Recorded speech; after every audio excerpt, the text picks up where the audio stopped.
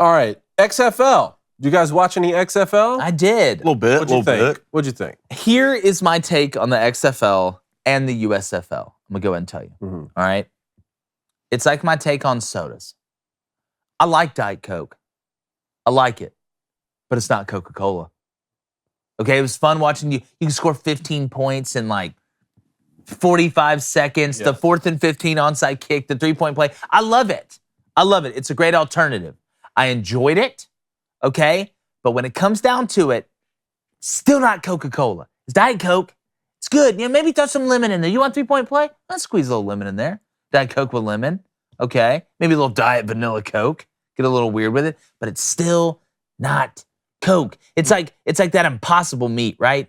For the people that don't eat real meat out there, like Reed, it's like, man, I took a bite of it. It's like, okay, it's not horrible. I don't hate it. I don't wish evil upon it or it to fold, like I know it's gonna eventually.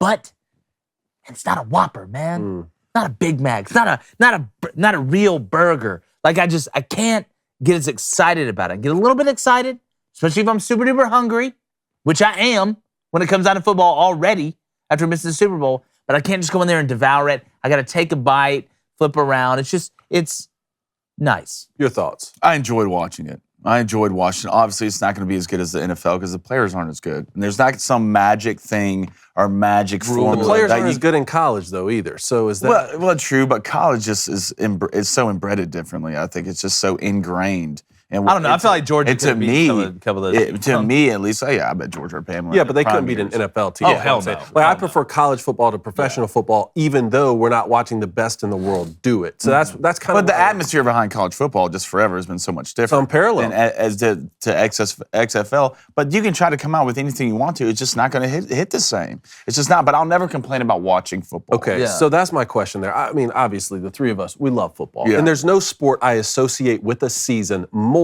than football in the fall. So I understand the need here to play in the springtime and not compete against what you're saying is, they are the best football players in the world in the NFL. So you want to pick a different time of year. Is there an aspect to this where you guys are saying, I love football so much, I want to see it year round, so this is great and I'll watch it? Or is this a situation where it's like football is so special because we have an off season and that then makes you hungry to enter the fall to watch football? Well, here's the thing. If it was a Game of Thrones situation with House of Dragon, which I know you're not making any more Game of Thrones, and this is all I had, then I'd get excited about it, right? If the NFL calls like, hey, we're not playing this year, but y'all can watch, y'all enjoy y'all's XFL and USFL, I'd be much more excited about it. But I know the NFL and college football is coming back. I know exactly when it's coming back. So, again, I like having it. I don't dislike having it. I don't think it's taking away from the sport of football. I like that it's giving opportunities for other guys to play. I like that aspect. I like being able to say, you know what? Wow, man, it's February 19th. All right, Super Bowl's over, but I can still click on and watch football if I want to. If maybe a couple huge college basketball games aren't on, or they're in something else that kind of piques my... I like having options, right? That's why when we go out to eat, I like getting an appetizer.